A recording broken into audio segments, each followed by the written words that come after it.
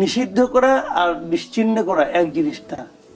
এটা অনেকটা যে কম্পিউটারের মতো, কম্পিউটার আছে না যে ডিলিট করা এবং আনইনস্টল করা, দুটো দুই জিনিস। কাজে এটাকে রাজনৈতিক দলকে আনইনস্টল করা যায় না রে ভাই। আপনি মানুষ, আমি এই দলটাকে পছন্দ করি, আপনি আমার মন থেকে এটা কিভাবে উঠাই নেবেন না বলেন তো? আপনি কিভাবে উঠাই নেবেন? আপনি গাইড যেন উঠাইলে হবে? আপনি যত জোর খাটাবেন তত আমি শক্তিশালী হবো, তত আমি মানে রিজিড হয়ে যাবো না, আমি এটা করবোই। কাজে এইভাবে হয় না। এবং এটা যারা করে তারা ভুলে যায় অতীতের কথা। এই দেশে অনেক দলকে নিষিদ্ধ করা হয়েছে আগে, কোনো নিষিদ্ধ টিকে নাই। একটা দলকে আপনি হুট করে নিষিদ্ধ করে দিলে পরে সেই দলটা তো থেকেই যাবে। সময়ের প্রেক্ষিতে দীর্ঘদিন ধীরে ধীরে ধীরে ধীরে সংগঠিত হবে, আবার দাঁড়াবে, আবার আসবে, এবং তারা আন্দোলনে আসবে, আন্দোলন করবে, অনেক কিছু হবে। এদেশে অনেক কিছু হবে। আপনি এত দ্রুত সিদ্ধান্ত নিয়েন না। যে দ্রুত সিদ্ধান্ত তারা নিতে চাচ্ছেন, এটা বুমেরাং হয়ে যেতে পারে। এই দলের কমপক্ষে এই দেশে এখনো 3 থেকে 4 কোটি লোক আছে যারা নাকি আওয়ামী লীগকে ভোট দেয়, সমর্থক আছে প্রত্যন্ত অঞ্চলে। এখন সবগুলো লোক নিয়ে আপনি বঙ্গোপসাগরে ফেলে দিবেন? ভাই এটা হয় না, এইটা সিস্টেম না। আপনি একটা দল, সে যদি জনগণ তাকে প্রত্যাখ্যান করে, আজকে আওয়ামী লীগকে ইলেকশন করতে দেন, দেখেন আওয়ামী লীগ কয়টা ভোট পায়। ভোট পাওয়ার পরে এই দল বুঝতে পারবে যে এই দলের সমর্থন কেন কমলো, ঠিক করবে। যে স্কুল কলেজের ছাত্রাবাসের পাশ দিয়ে বাস দ্রুত বেগে যাওয়ার সময় কোনো একজন স্টুডেন্টকে গাড়ি চাপা দেয় তো, দেওয়ার পর স্টুডেন্টরা কি করে, সে গাড়িটাকে আটকায়। এখন আটকায় তারা কি করে, গাড়িটাকে আগুন দিয়ে পুড়ে দেয়। সমস্যার সমাধান হয় এতে? গাড়িটা কি এই হত্যার জন্য কি গাড়িটা দেয়? এই গাড়ি তো গত 10 বছর ধরে বাইক চলছে। এই গত 10 বছরে সে ভালোভাবে গাড়ি চালিয়ে অনেক লোকের উপকারও করছে। এখন আজকে তো সে দায়িত্বটা পালন করতে পারে না, হয়তো কিছু খাইছে টাইছে, কি করছে আমি জানি না। তো এখন আপনি বিচারটা করবেন কার? ড্রাইভারের। তো আওয়ামী লীগ একটা দল, এই দল তো আমাদের স্বাধীনতা যুদ্ধেরও সময় সে ভূমিকা রাখছে। অনেক মানুষের উপকার কি দল দ্বারা হয় নাই? হয়েছে। এখন এই দলের যে ড্রাইভার ছিল, সর্বশেষ যে ড্রাইভার, আপনি ড্রাইভারের বিচার করেন, কোনো সমস্যা নাই। এই গাড়িতে তো অনেক লোক আছে, অনেক লোকের মালামাল আছে, অনেক লোকের ইনভেস্টমেন্ট থাকতে পারে এখানে, আপনি যেটা পড়ে যেতে পারেন না। একটা দল সে যদি জনগণ থেকে দূরে থাকে, সে নিজেই ইররিলেভেন্ট হয়ে যায়। আপনি মুসলিম লীগের কথা চিন্তা করেন। 1947 সালে মানে পাকিস্তান সৃষ্টির ক্ষেত্রে যে রাজনৈতিক দলটি নেতৃত্ব দিল, সবচেয়ে গুরুত্বপূর্ণ দল, 1954 সালের নির্বাচনে সেই দলটির ভরাডুবি হলো। এবং আজকে 2024-এ দাঁড়িয়ে আপনি মুসলিম লীগকে কোথাও খুঁজে পাচ্ছেন না। এটার জন্য কি আপনার মুসলিম লীগকে নিষিদ্ধ করতে হয়েছে? এটা কিন্তু জন্য যেটা হয়েছে, মুসলিম লীগ নিজেই রাজনৈতিক বিষয় থেকে ইররিলেভেন্সে চলে গেছে, এবং তার ফলে হচ্ছে এই ঘটনাটা ঘটেছে। এখন আসে হচ্ছে দ্বিতীয় প্রশ্ন, তার মানে কি রাজনৈতিক দলকে নিষিদ্ধ করা যায় না? যায়। আমরা যদি হিস্ট্রিক্যালি ঐতিহাসিকভাবে দেখি, রাজনৈতিক দলকে সাধারণত দুটো ক্রাইটেরিয়ায় নিষিদ্ধ করা যায়। একটা হচ্ছে সেই রাজনৈতিক দলের যদি এমন কোনো আইডিয়া বা আইডিওলজি থাকে যেটা হচ্ছে ফ্যাসিজম বা যেটা গণতন্ত্রের আদর্শের বিরোধী।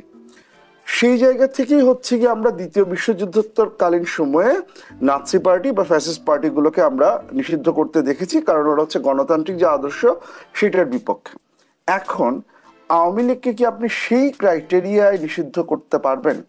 আওয়ামী লীগের পার্টির যে কাঠামো, পার্টির যে মূলনীতি, সেটা কি আসলে হচ্ছে কি এই জিনিসটাকে তৈরি করে কিনা? তাহলে সেই লজিকে বা সেই ভিত্তিতে আপনি আওয়ামী লীগকে নিষিদ্ধ করতে পারছেন না।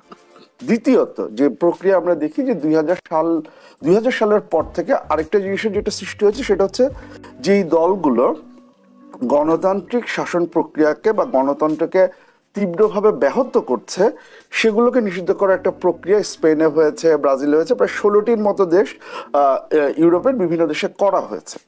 এখন এইখানে আসলে অনেক সময় একটা ক্যালকুলেশনের ব্যাপার থাকে, এইখানে একটা রিভেঞ্জের ব্যাপার থাকে, সেই ব্যাপারটি থাকে। এখন আওয়ামী লীগকে আপনি সেই ক্রাইটেরিয়ায় নিষিদ্ধ করতে পারেন। এখন প্রশ্ন হচ্ছে আপনি আসলে কি নিষিদ্ধ করতে যাচ্ছেন? আওয়ামী লীগ নামক দলটিকে, এটার নেতৃবৃন্দে যারা ছিলেন তাদেরকে, নাকি হচ্ছে গিয়ে আপনি চাচ্ছেন হচ্ছে বেসিক্যালি আওয়ামী লীগের আদর্শকে? প্রথমটি যদি হয় আওয়ামী লীগ নামক দল আপনি নিষিদ্ধ করলেন, অন্য নামে যদি হচ্ছে গিয়ে সেই দল চলে আসে, তাহলে নিষিদ্ধ করার অর্থটা কি দাঁড়াচ্ছে? আমরা যেটা এখন দেখতে পাচ্ছি যে আওয়ামী লীগের রাজনৈতিক নেতৃবৃন্দ যারা আছেন তাদের মধ্যে ভুল স্বীকারের কোনো লক্ষণ নেই, তারা এখনো ষড়যন্ত্রের কথা বলছেন, তারা গণতান্ত্রিক প্রক্রিয়াতে কোনো ধরনের আস্থা এখন পর্যন্ত তাদের আপনি তাদেরকে কথা বলতে দিন, তারা এমনিতেই ইররিলেভেন্ট হয়ে যাবে, কারণ মানুষ তো দেখছে কি হচ্ছে, ভোটের সাথে তো দেখবে কি হচ্ছে। জনসম্পৃক্ততা থেকে আসলে দূরে সরে যাচ্ছে যে রাজনৈতিক দলগুলো। মাসুদ কামাল, এই যে জনসম্পৃক্ততার কথা আমরা বলছি, জনগণ আসলে আওয়ামী লীগকে আগামী নির্বাচনে আদৌ দেখতে চায় কি না সেটি নিয়েও তো একটি বড় প্রশ্ন থেকে গেল। আবার যদি আমরা নির্বাচনে আওয়ামী লীগের মতন একটি প্রাচীন কিংবা বড় রাজনৈতিক দলকে না দেখি, নির্বাচনে আমরা সবসময় যে শব্দটি ব্যবহার করি লেভেল প্লেইং ফিল্ড, সেটিও বাকি আমরা তৈরি করতে পারবো? অপশনটা তো দিতে হবে জনগণকে, জনগণ এরপরে এটাকে বাদ দেখ বা না দেখ সেটা হচ্ছে পরবর্তী প্রশ্ন। দ্বিতীয় প্রশ্ন হচ্ছে একটি লিবারেল ডেমোক্রেটিক রাষ্ট্রে আপনি এত শক্তিশালী রাষ্ট্র চান যে রাষ্ট্র চাইলে হচ্ছে একে নিষিদ্ধ করবে ওকে নিষিদ্ধ করবে, বরং জিনিসটা তো উল্টোটা হওয়া উচিত। রাষ্ট্রের এই ক্ষমতাটাকে আপনি কমাবেন, ক্ষমতাটা দেবেন জনগণের হাতে, জনগণ কাউকে হচ্ছে গিয়ে পরিত্যাগ করবে, সেটার ভিত্তিতেই না আপনার লিবারেল ডেমোক্রেটিক দেশটা আগাবে। এছাড়া তো হচ্ছে গিয়ে আমরা সেই প্রক্রিয়াটা দেখতে পাচ্ছি না। জি, কিন্তু রাজনৈতিক দলগুলোকেও তো আসলে আস্থার জায়গাটিতে ফেরত আসতে হবে। মাসুদ কামাল, করাপশন করছে, এখন করাপ্ট লোক অল্প অল্প করে বলতেছে, খালি সে কি এইটুকু অন্যায় করছে, আর কোনো অন্যায় করে নাই, সে আর কোনো অন্যায় করে নাই। তার যখন বিচার যখন হবে তাকে সমস্ত অন্যায়ের বিরুদ্ধে তার মানে তাকে বিচার মুখোমুখি তাকে করতে হবে। এটা হলো দলীয় এই শত শত অন্যায়ের মধ্যে একটা ভুল স্বীকার করেছে, এবং এটা এমন একটা ভুল স্বীকার করেছে যে ভুলের জন্য তাদের শাস্তি হওয়া উচিত।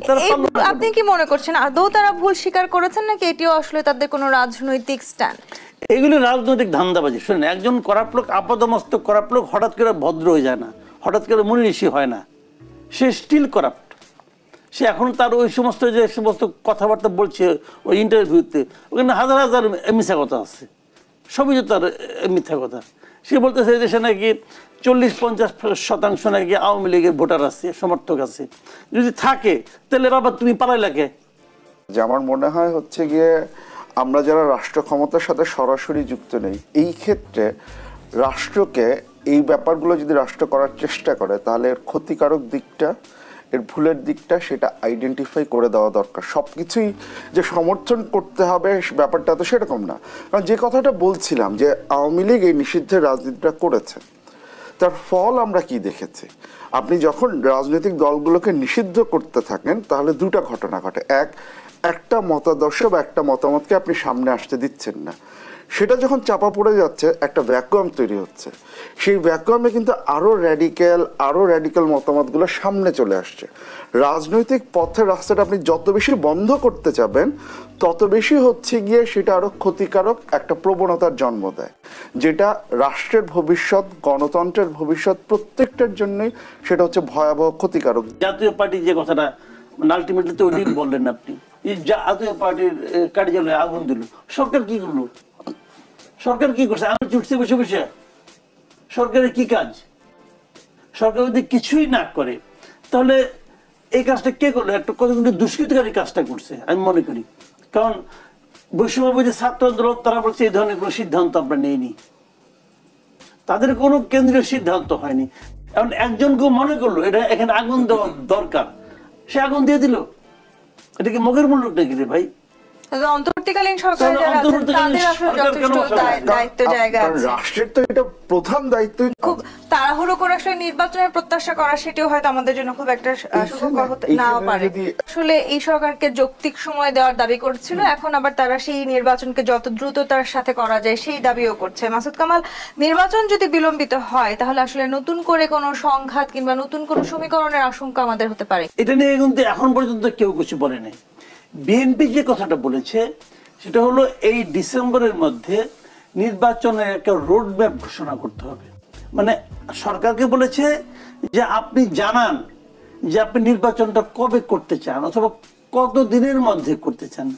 রোড ম্যাপটা যেটা বলেছে এটা কিন্তু তারা টাইম চাচ্ছে না, তারা বলছে যে আপনি বলেন যে আপনি নির্বাচনের পথে কিভাবে অগ্রসর হচ্ছেন।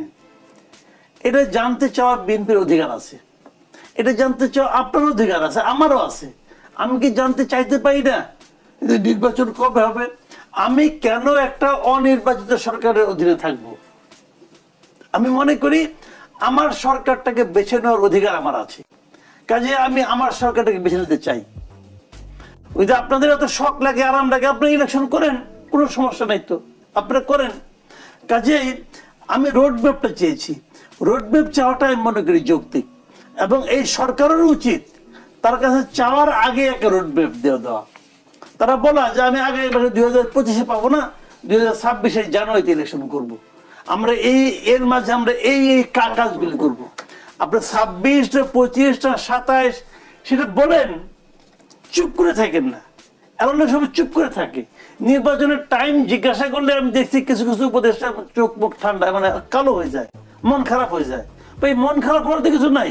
তো আমরা অনেক ধরনের সমস্যার মধ্যে দিয়ে গিয়েছি, সেই সমস্যাগুলো আমাদের সমাধান করারও প্রয়োজন। সেই সমাধানের জন্য যে পরিমাণ সময় আমাদের দিতে হবে, সেটি আমরা দিতে রাজি কিনা? বা দিতে রাজি না কেন, অবশ্যই রাজি, কিন্তু সময়টা কতদিন? তারা কিন্তু বলছে যে সংস্কার করতে আমার 6 মাস লাগবে, তারা কিন্তু বলছে, বলেনি তো? তারা তো সংস্কারের জন্য বলছে, একটা দেখেন সংস্কারের জন্য 10টা কমিশন করছে, কমিশনগুলোকে বলেছে যে 31শে ডিসেম্বরের মধ্যে কমিশনগুলো রিপোর্ট দিবে। সেই রিপোর্টটা পাওয়ার পর এই সরকার পলিটিক্যাল পার্টিগুলোর সঙ্গে বসবে, পলিটিক্যাল পার্টিগুলোর সঙ্গে বসার পর তারা সমাজের মানে যারা নাকি বিভিন্ন স্টেক হোল্ডার আছে তাদের সঙ্গে বসবে, বসার পর তারা এই সুপারিশগুলিকে বাস্তবায়ন করা একটা রূপ দেওয়ার চেষ্টা করবে, একটা প্রাতিষ্ঠানিক রূপ দেওয়ার চেষ্টা করবে। তো সেইগুলি করতে কতদিন?